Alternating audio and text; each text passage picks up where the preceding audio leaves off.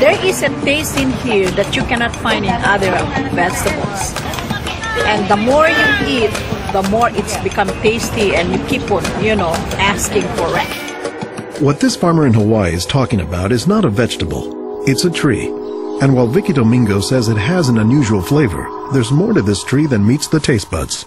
You keep on eating and eating, and you can feel your body is more energetic, more healthy, and you can see the difference. You're not dropping, you keep on, just so active. Domingo says she has grown this tree on her farm for more than 25 years. She harvests moringa twice a week all year round.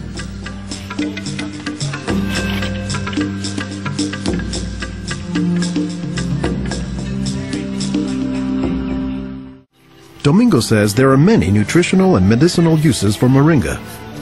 All parts of the tree are usable, from the roots to the stem, to the leaves, to the flowers, and to the pod. The roots, you can use that as a tea.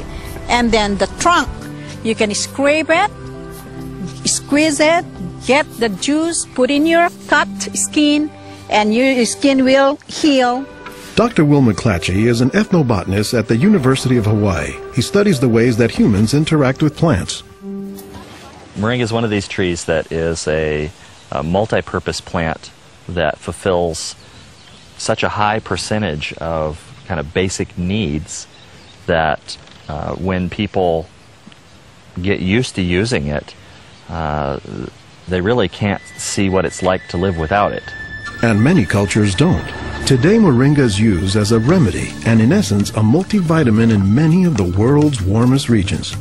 Moringa is used widely in Africa and South Asia, and it's been introduced into South America and Central America, where it's also being used. So, this is not just a plant of a single community. This is a plant that really does do extraordinarily well in some of the most difficult areas, in areas that are very hot, areas that are very dry, areas where other things are very difficult to cultivate. I don't think they're actually the most attractive tree. They're more a tree that you look at and you sort of love the way you love a scruffy friend or a scruffy dog, because the branches sort of splay here and there, and they get burdened down with huge quantities of fruits on them. And that's actually what makes the tree so remarkable, is that it's such a generous tree. And that's because people have found multiple uses for so much of the tree, including its seeds. They're full of oil. You press the seeds, and then this wonderful aromatic oil comes oozing out, which you can use for cooking, you can use for cosmetics or lubrication or whatever. And the cake, the press cake, the stuff that's left over after pressing the seed, that is what's used for water purification. Water purification, Olson says, is especially useful in developing countries where clean water is hard to come by. But the benefits don't stop there. Some of the things I think are most exciting about moringa is, for example, the high vitamin content. There's a lot of vitamin A in the leaves. And worldwide, that's a problem. A lot of people have problems in development of their eyes because they don't have enough vitamin A. Moringa's vitamin A content, and its content of vitamins in general, has caught the attention of scientists around the world. So I started to read about moringa, and I was absolutely amazed about the richness in nutrients, in many antioxidant compounds, in vitamins. Dr. Monica Marcoux is a pharmacologist who has studied many plants. She has done extensive research on moringa and says it has significant nutritional potency. This subject is one of the topics of her recently published book, Miracle Tree. To me, it was just a natural pathway from my scientific background and my love for trees to writing this exciting book on one of the most exciting and extraordinary trees of our world.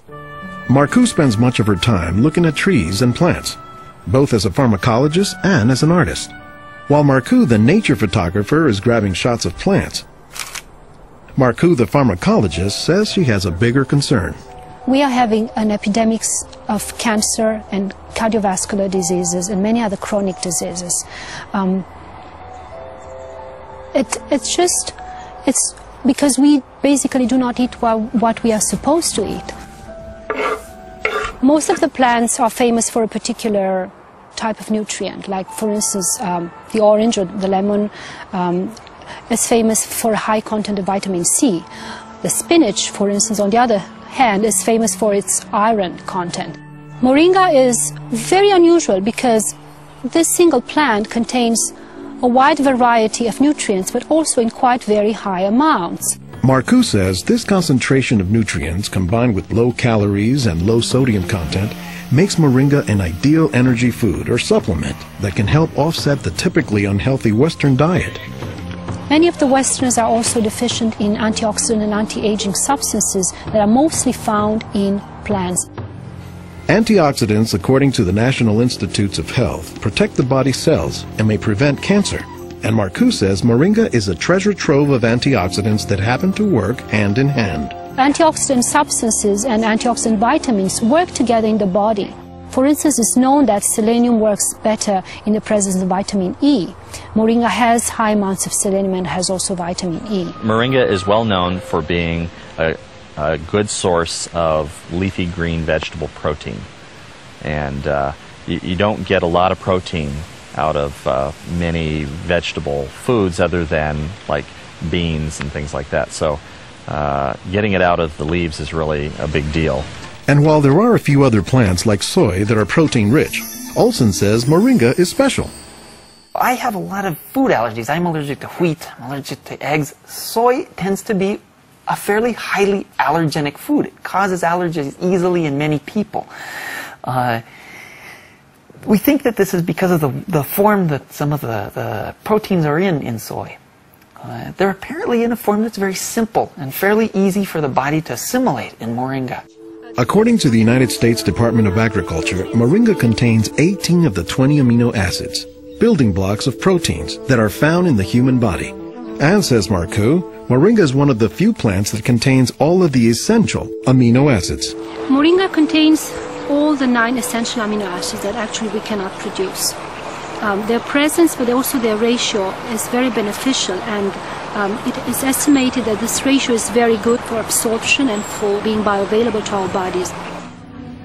In most of sub-Saharan Africa, any baby has a 20% chance of dying before he reaches the age of 5. In some countries, up to 40%. And even those who survive past the age of 5, up to half or more will suffer from malnourished physical and mental development. As the former regional representative for Church World Service in Senegal for 16 years, it was Lowell Fugley's mission to help local clinics develop ways to save children at risk to malnutrition. So Fugley went to work, both planting moringa trees and, more importantly, educating healthcare workers on how moringa can help stave off malnutrition.